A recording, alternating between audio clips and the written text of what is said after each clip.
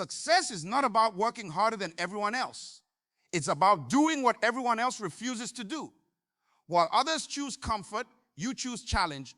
While others choose security, you choose significance. While others choose to fit in, you choose to stand out. The reason most people never achieve their dreams is not lack of ability, it's lack of willingness to be uncomfortable, unpopular, and uncertain long enough for success to find them. There was once a grandfather clock that stood in the corner of a family home for 90 years. Every day, without fail, it ticked away the seconds, chimed on the hour, and kept perfect time. The family depended on it. Generations grew up hearing its steady rhythm. Then one day, after exactly 90 years of faithful service, it simply stopped. Not broken, not damaged, just stopped. When the clockmaker examined it, he found nothing wrong with the mechanism. The clock had simply fulfilled its purpose and knew it was time to rest. Now here's what troubles me deeply. Most human beings are living like that broken clock, except they stopped working long before their time was up. They're standing in the corner of life, taking up space, but they're not fulfilling their purpose. They're not ticking, they're not chiming. They're just there existing, breathing, consuming, but not contributing the unique rhythm they were designed to bring to this world. You see, there's a difference between being alive and being living. There's a difference between breathing and having breath that matters. Right now, as you listen to my voice, there are millions of people walking around who are technically alive, but spiritually, mentally, and purposefully dead. They wake up every morning not because they're excited about what they're going to create or contribute, but simply because their alarm clock went off. They go through the motions of life like actors playing a role they never auditioned for, reading from a script they never wrote. I want to share something with you that should shake you to your core. Statistical research shows us that approximately 90% of people die with their dreams still locked inside them. 90%. That means if you're in a room with 10 people, 9 of them will go to their grave with their book unwritten, their business never started, their invention never created, their song never sung. They will take their greatness to the cemetery and leave this world exactly as they found it. Let me tell you about Elena. Elena worked for 30 years as an accountant in a small firm downtown. Every morning, she put on her gray suit, carried her brown briefcase, and sat behind the same desk adding numbers, balancing books, filing reports. She was good at it, reliable, accurate, never missed a day. But Elena had a secret. Every evening when she came home, she would sit at her kitchen table and write lesson plans. Not for any class she was teaching, but for the class she dreamed of teaching. She had notebooks full of creative ways to teach children mathematics, science projects that would make learning exciting, stories that would inspire young minds to believe in themselves. For 30 years, Elena told herself she would become a teacher someday when she saved enough money, someday when the timing was right, someday when she felt ready. But someday never came. Elena retired at 65, and on her retirement party, her co-workers gave speeches about what a dedicated accountant she had been. They spoke about her reliability, her attention to detail, her consistency, but nobody mentioned her real dream because nobody knew Elena had spent 3 decades being excellent at something she was never meant to do, while the children who could have been inspired by her passion and creativity never got to meet their real teacher. Elena's tragedy is not that she was a bad person or that she failed at life in an obvious way. Elena's tragedy is that she confused security with purpose, stability with fulfillment, and comfort with contribution. She allowed her potential to die a slow death, one day at a time, one compromise at a time, one maybe tomorrow at a time. This is what I call the silent epidemic, the disease of unfulfilled potential. It's more dangerous than any virus because it doesn't kill your body, it kills your spirit while leaving you physically alive to suffer through a life that feels meaningless. You become a walking contradiction, a living person who feels dead inside, a breathing human who can't find their reason to breathe with passion. The most tragic part about this epidemic is that it's completely preventable. Unlike many diseases, this one has a cure that's available to everyone, costs nothing, and works 100% of the time when properly applied. The cure is decision. The cure is courage. The cure is the refusal to accept that your current reality is your final destiny. But here's what most people don't understand. Your comfort zone is not your friend. It's your enemy disguised as a friend. It whispers to you in a voice that sounds caring. Stay here where it's safe. Don't risk what you have. Be grateful for what you've got. Don't rock the boat. Play it smart. But what your comfort zone is really saying is, stay here and die slowly. Stay here and let your dreams suffocate. Stay here and become a statistic. Stay here and waste the life you were given. Your comfort zone is like a prison where you're both the prisoner and the guard. You hold the keys, but you've convinced yourself that the cell is protection rather than confinement. You've made friends with your limitations and called them wisdom. You've made peace with your fears and called them being realistic. But I want you to understand something fundamental about life. You were not born to be comfortable. You were born to be incredible. You were not created to play it safe. You were created to make a difference. You were not designed to blend in with everyone else. You were designed to stand out, to contribute something unique, to leave this world better than you found it. The clock that stopped after 90 years had fulfilled its purpose. It had given everything it was designed to give. But you haven't even started yet. You're still ticking, but are you keeping time with your true purpose? You're still here, but are you really living? You have breath in your lungs, but is that breath being used to speak words that matter, to sing songs that inspire, to voice ideas that could change everything? Right now, in this very moment, you have a choice to make. You can continue being Elena, excellent at something you were never meant to do, or you can decide that today is the day you stop wasting your life. Today is the day you stop accepting less than what you were created for. Today is the day you stop being a broken clock that's given up on keeping time with purpose. The question is not whether you have potential, you do. The question is not whether you have something valuable to contribute, you do. The question is whether you will have the courage to stop being comfortable with mediocrity and start being committed to magnificence, because your life is not a dress rehearsal, this is not practice, this is it. And every day you spend being less than you were created to be is a day you can never get back. The awakening moment happens when you realize that comfort is the enemy of greatness, security is the killer of dreams, and playing it safe is the most dangerous game you can play with your life. You know what the richest place on earth is? It's not the diamond mines of South Africa. It's not the gold reserves of Fort Knox. It's not the oil fields of the Middle East. The richest place on earth is the cemetery. In every graveyard, buried 6 feet under the ground, are millions of dreams that were never pursued, inventions that were never created, books that were never written, businesses that were never started, songs that were never sung, and solutions to problems that were never solved. The cemetery is rich with potential that was never released, talents that were never developed, and purposes that were never fulfilled. Every tombstone represents not just a life that ended, but potential that died with that person. This is what I call the disease of potential. The most expensive disease known to humanity, because it costs us innovation, progress, solutions, and the very advancement of our species. Think about this for a moment.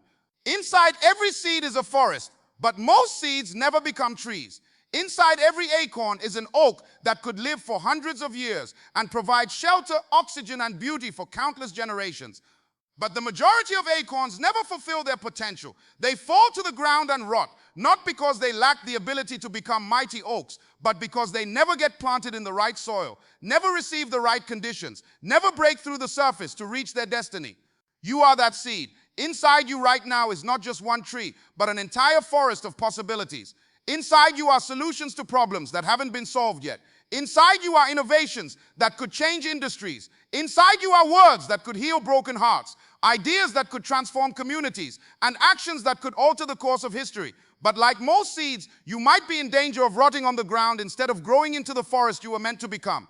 Let me tell you about Thomas. Thomas worked as a janitor in a large office building for 27 years. Every night he would clean the offices of engineers, architects, and inventors.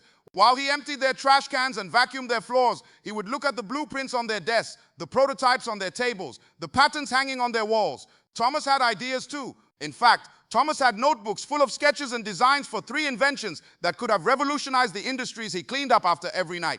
One invention was a new type of air purification system that was more efficient and cost-effective than anything on the market. Another was a safety device for construction workers that could prevent thousands of accidents every year. The third was a simple but brilliant improvement to wheelchair design that would make life easier for millions of people with mobility challenges. But Thomas never pursued any of these ideas. Why? Because he told himself he was just a janitor. He convinced himself that real inventors were different from him. They had education he didn't have, connections he didn't have, money he didn't have. So Thomas kept his notebooks hidden in his locker, shared his ideas with no one, and took 3 world-changing inventions to his grave when he died at age 68. 2 years after Thomas died, a young engineer fresh out of college patented an air purification system remarkably similar to Thomas's design and sold it for $15 million. 3 years later, a safety company developed a construction safety device that was almost identical to Thomas's second invention.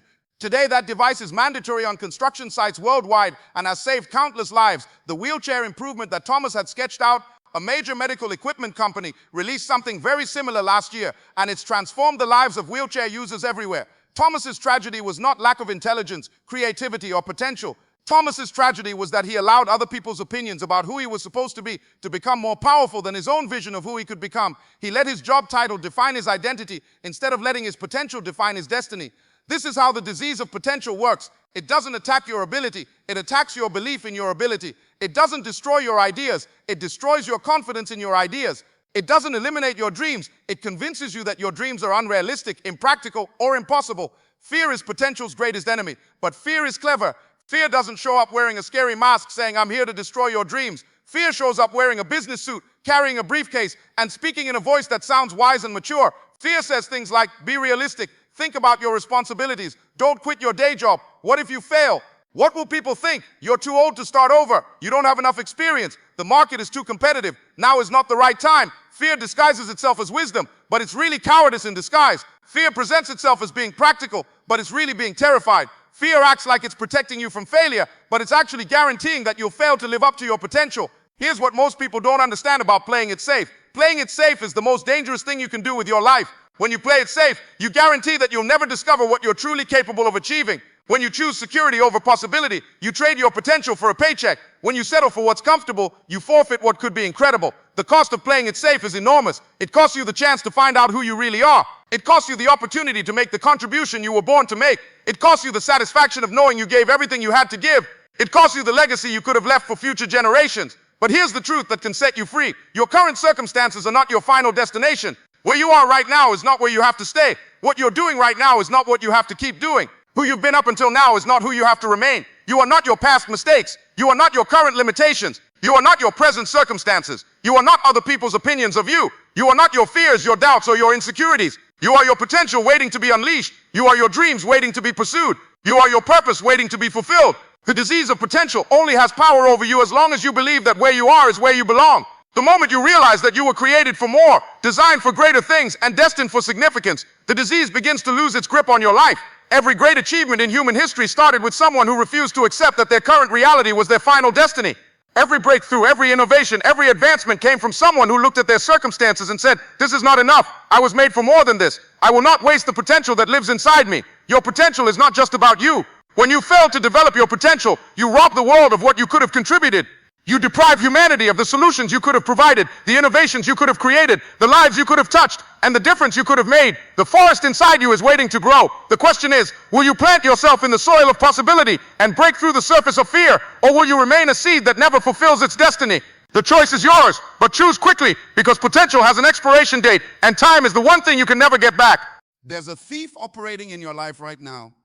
This thief is more dangerous than any burglar who could break into your home, more destructive than any criminal who could steal your possessions. This thief doesn't want your money, your jewelry, or your car.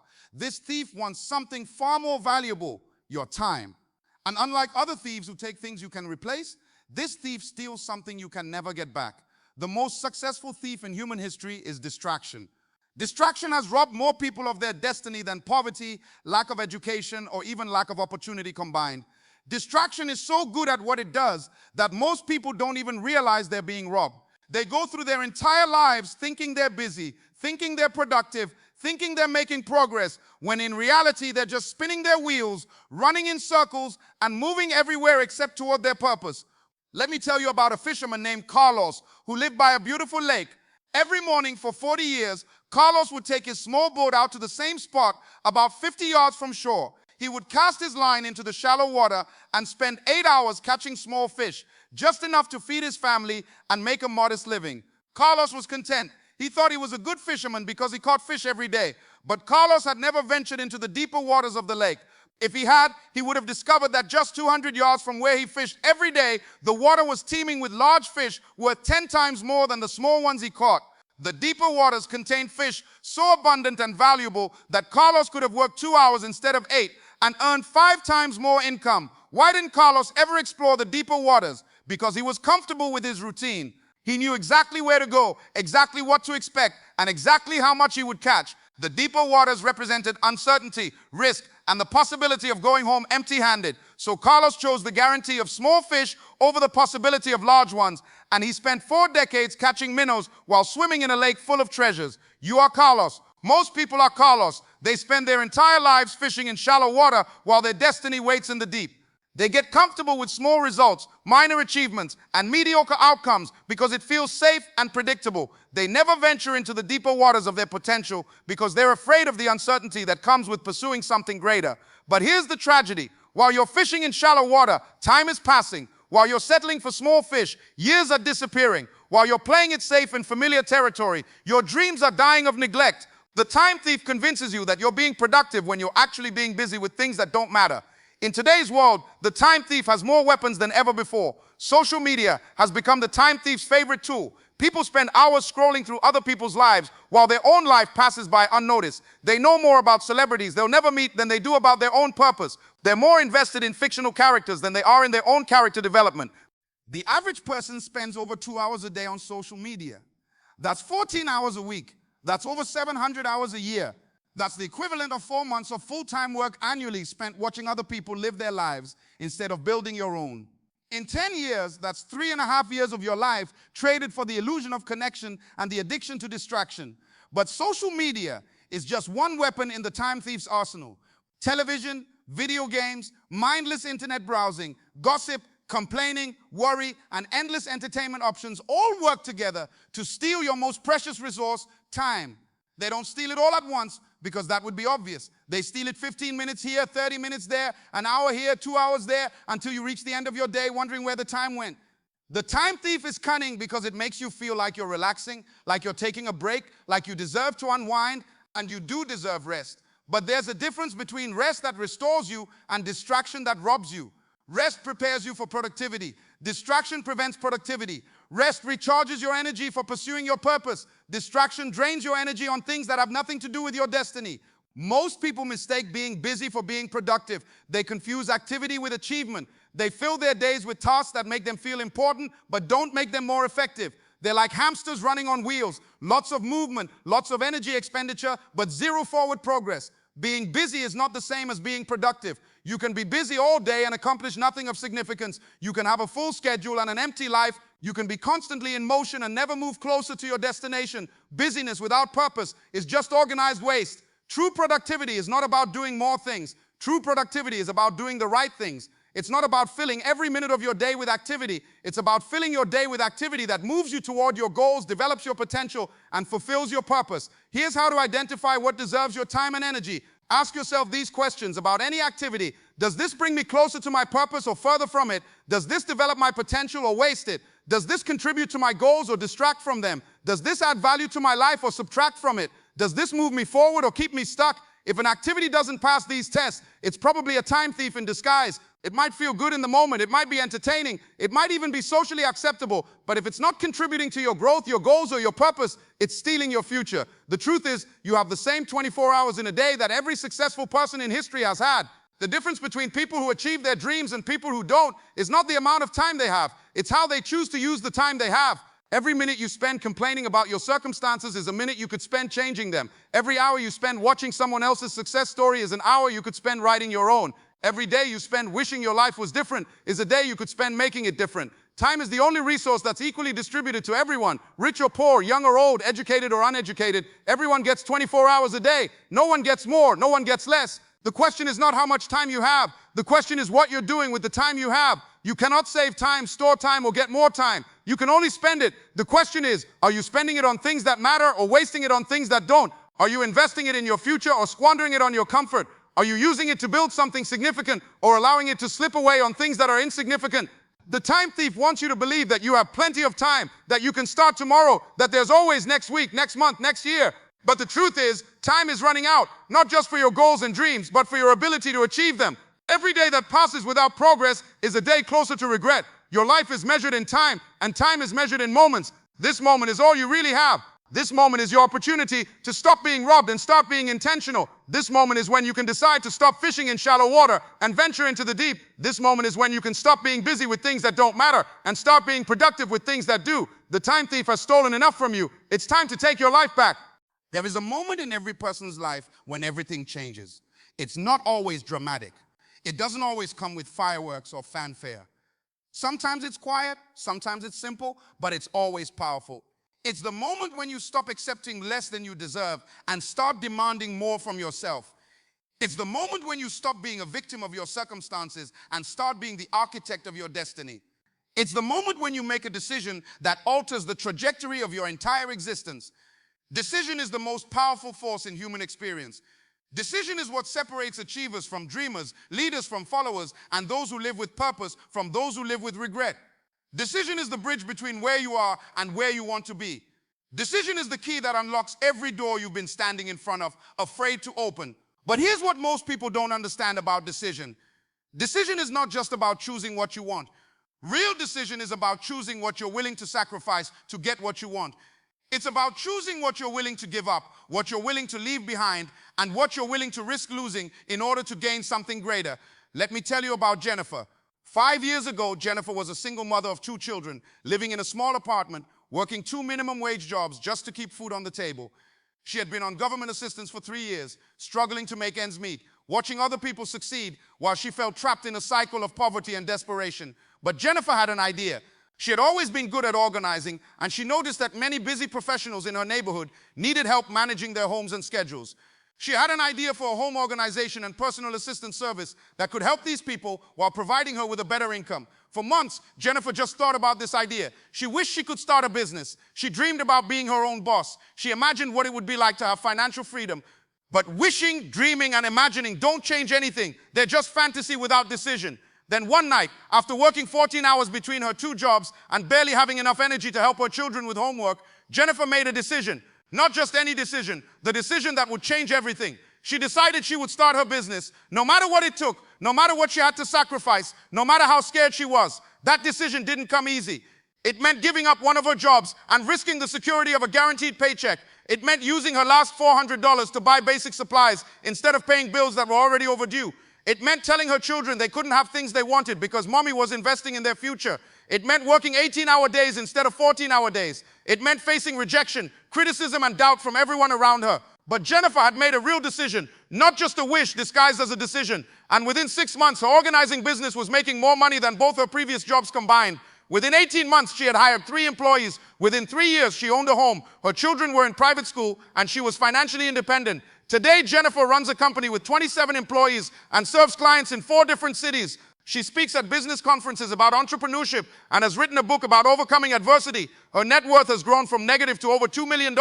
But more importantly, she transformed from someone who was controlled by her circumstances to someone who controls her circumstances. What made the difference? One decision, one moment when Jennifer stopped accepting her situation and started changing it. One moment when she stopped being a wisher and became a decider. This is what I want you to understand. There are 2 types of people in this world, wishers and deciders. Wishers hope their life will get better. Deciders make their life better.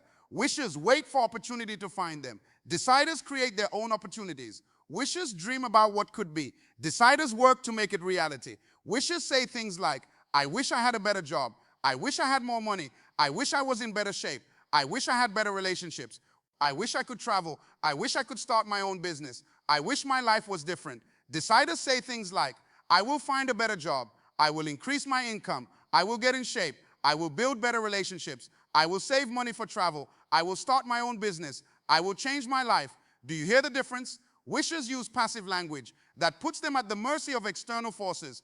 Deciders use active language that puts them in control of their destiny. Wishers wait for something to happen to them. Deciders make something happen for them. The tragedy is that most people live their entire lives as wishers. They wish for a better life, but never decide to create one. They wish for success, but never decide to do what success requires. They wish for happiness, but never decide to eliminate what makes them unhappy. They wish for change, but never decide to be the change they want to see. Here's why most people never make the critical decisions that would transform their lives. They're afraid of disappointing other people. They're more concerned about what others will think than what they will become. They would rather have the approval of people who aren't paying their bills than the respect of people who could change their life. Decision requires courage because decision always involves disappointing someone. When you decide to pursue your dreams, you might disappoint people who want you to play it safe. When you decide to start your own business, you might disappoint your employer who wants you to stay. When you decide to change your lifestyle, you might disappoint friends who want you to stay the same. When you decide to grow, you might disappoint people who are comfortable with who you used to be. But here's what you must understand. You cannot live your life trying to meet everyone else's expectations. You cannot fulfill your purpose while trying to fulfill everyone else's agenda for your life. You cannot become who you were meant to be while trying to remain who others want you to be. The people who truly love you will support your decision to become your best self, even if it means disappointing them temporarily. The people who don't support your growth are not really for you anyway. They're for the limited version of you that makes them feel comfortable about their own limitations. One decision can change everything. One decision to stop accepting less. One decision to stop making excuses. One decision to stop waiting for permission. One decision to stop caring more about other people's opinions than your own potential. One decision to stop being afraid of failure and stop being afraid of never trying. The moment you truly decide, I mean really decide, not just hope or wish or dream, but actually decide, something shifts in the universe. Resources appear that you didn't know existed. Opportunities arise that weren't there before. People show up who want to help. Doors open that seem permanently closed. This isn't magic. It's the power of decision, creating focused energy and directed action. But you must understand what real decision means. Real decision means burning the bridges to your old life so you can't retreat when things get difficult. Real decision means committing to a course of action regardless of obstacles, challenges, or temporary setbacks. Real decision means choosing your future over your comfort, your potential over your security, and your purpose over your fears. Most people never make real decisions. They make conditional decisions. I'll try this, but if it doesn't work quickly, I'll quit.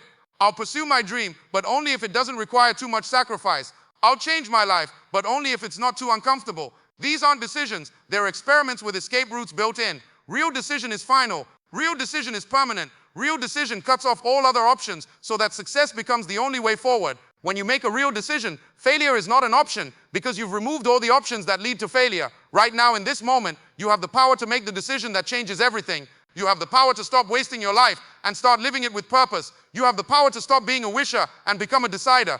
You have the power to stop accepting where you are and start creating where you want to be. The question is not whether you can make this decision. You can. The question is whether you will, because everything you want is on the other side of a decision you're afraid to make. You are not born by accident. You are not placed on this earth randomly. You are not here just to consume oxygen, take up space, and eventually die. You are here on assignment. You have a specific job to do, a unique contribution to make, a particular problem to solve that only you can solve in the way you can solve it. Your life assignment is not your job, your career, or your profession. Those might be vehicles through which you fulfill your assignment, but they are not the assignment itself. Your assignment is bigger than your occupation. Your assignment is the impact you were born to make, the difference you were created to contribute, the legacy you were designed to leave. But here's the urgent truth. Your assignment has a deadline. You don't have forever to figure it out. You don't have unlimited time to get started. You don't have endless opportunities to make the impact you were born to make. Every day that passes without progress on your assignment is a day closer to leaving this world with your mission incomplete. The most dangerous myth that keeps people from fulfilling their assignment is the myth of perfect timing. People say, I'm waiting for the right time. I'm waiting until I have more experience. I'm waiting until I have more money. I'm waiting until my children are older. I'm waiting until I retire. I'm waiting until conditions are better. But there is no perfect time. There is only now. Right now is the right time because right now is the only time you have. Tomorrow is not guaranteed. Next week is not promised. Next month is not certain. The only moment you can be sure of is this moment. And this moment is when your assignment begins. How do you identify your life assignment? Look at what breaks your heart. Look at what makes you angry about the world. Look at what you wish was different. Look at what you feel compelled to fix, heal, improve, or change. Your assignment is usually connected to your passion, your pain, and your purpose working together. Your assignment might be to mentor young people who are making the same mistakes you made. Your assignment might be to create a business that solves a problem you've experienced personally. Your assignment might be to use your skills to serve people who can't afford to pay for those skills. Your assignment might be to write, speak, teach, build, heal, or lead in a way that makes the world better than you found it. But understand this, your assignment is not just about you. When you fail to fulfill your assignment, you don't just rob yourself of purpose and fulfillment. You rob the world of what you were meant to contribute. You deprive humanity of the solution you were born to provide. You withhold from future generations the gift you were created to give. There's a story about a man who spent his entire life planting trees. When people asked him why he planted so many trees, especially trees that would take decades to grow, he would say, someone planted trees for me that they never got to enjoy the shade of. Now I plant trees for people I'll never meet so they can enjoy shade I'll never sit under. That man understood something profound about assignment. Your assignment is not just for your lifetime. Your assignment is for the generations that will come after you. You are planting seeds today that will bear fruit long after you're gone. You are solving problems today that will make life better for people you'll never meet. This is your responsibility, not just to yourself, but to everyone whose life could be touched by what you were born to contribute. You have a responsibility to discover your assignment, develop your assignment, and deliver your assignment to the world. The graveyard is waiting for you, but the question is, what will you bring to the graveyard? Will you bring your excuses, your fears, your procrastination, and your unfulfilled potential? Or will you bring the satisfaction of knowing you completed your assignment, fulfilled your purpose, and left this world better than you found it? Every day you delay is a day your assignment goes unfulfilled.